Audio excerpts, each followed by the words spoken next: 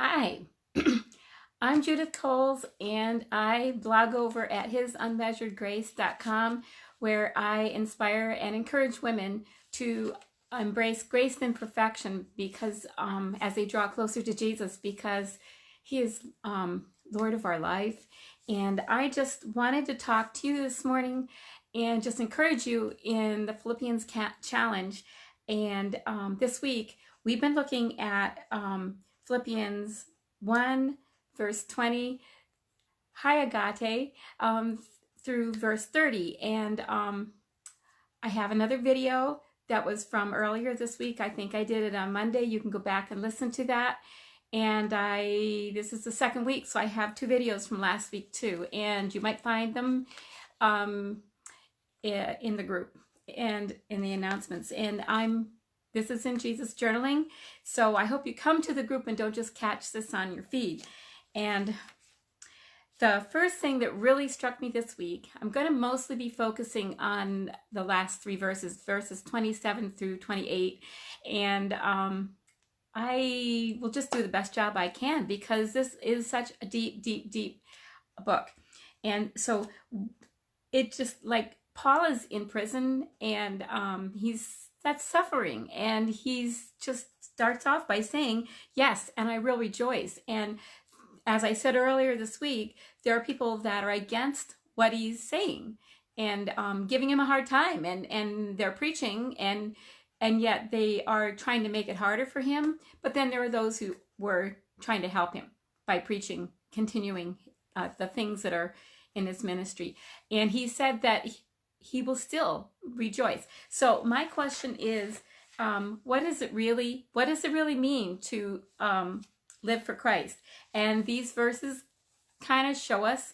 And if we really that's what I like writing it out, because that helps me to slow down and helps me to think about it. And it actually, when you write and then you draw about it and illustrate it in some way, you actually it does a thing in your brain that's kind of neat.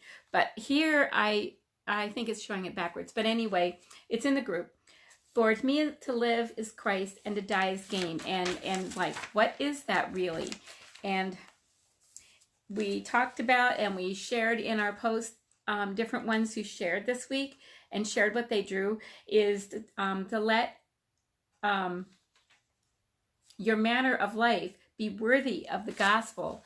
And that's what we're supposed to think through and do in everything we do. Whether, even like for me this morning, I did several loads of laundry, and I made my husband's lunch for tomorrow, and I've walked the dog and done some pretty ordinary things. I forget what else, but anyway, in those things, I'm supposed to glorify God. And since my kids grew up, there's nobody at home with me. That means maybe my thought process, I'm not thinking that I really don't want to do this and complaining in my head. And now I was just reviewing things from this week, and this week, which is day 10. And if any of you aren't keeping up with this, that is just okay. Share what you have journaled about it, and if you've written about it.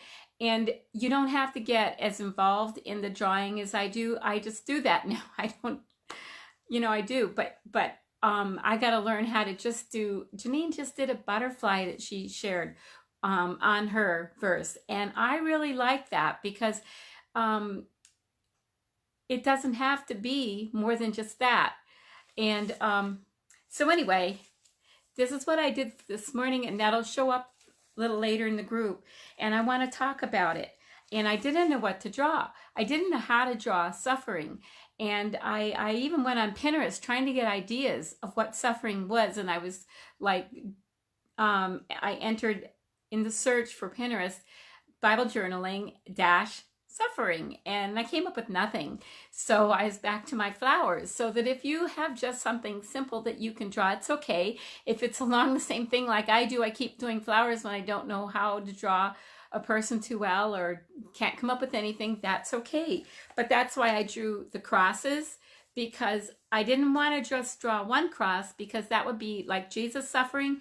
I wanted to show the other cross which would be like me suffering. And there have been things in my life that were extremely hard, that the idea is that, you know, I'm not in prison suffering for my faith in a big way, and I'm not, I haven't been martyred, at least yet. We don't know what's going to happen. But there's been things that I've gone through that are really hard where other people are watching me. And that's where we're suffering. And when you try to allow Christ to live through you, where you are responding in a way that's glorifying to God, then it's suffering for him. If you are suffering and your response is wrong and your response is selfish and just angry and everything, then that's not suffering. That's there's verses in I'm not going to look them up, but you can look them up. It's I forget which Peter. It seems like it's, anyway, maybe it's First Peter. I will look it up and put it in the description. But it talks about the things we go through at that very thing that I talked. It's verse 18 through the end of the chapter, and then it might be 2 Peter chapter 2, 18 and on. I have to check that. So this is the thing that really struck me. These verses start with, and I'm going to read them. They start with verse 27, because it starts with an "and" today, which refers you back to the previous verse. And it says, only let your manner of life be worthy of the gospel of Christ. And I think the verse starts here. So that whether I come and see you or am absent, that's Paul, whether he comes to see the Philippians or not, I may hear of you that you are standing firm in one spirit, one mind, striving side by side. Hi, Tracy. And that was the verse 27. And that brings us to the one for today. Not frightened. And how many of you, if I think of the possibility of struggling or being like persecuted for my faith, it's a very scary thought. And so that's my thought now that I'm not going through it. But what it is that when you come to that time and you're walking with Jesus all that time going up to it, God gives you the grace to go through that. So then you're not frightened. And the clear sign, it says, and not frightened in anything by your opponents. This is a clear sign to them of their destruction, but of your salvation, and that from God. And so what that means is that don't be frightened. Your clear sign of your salvation is that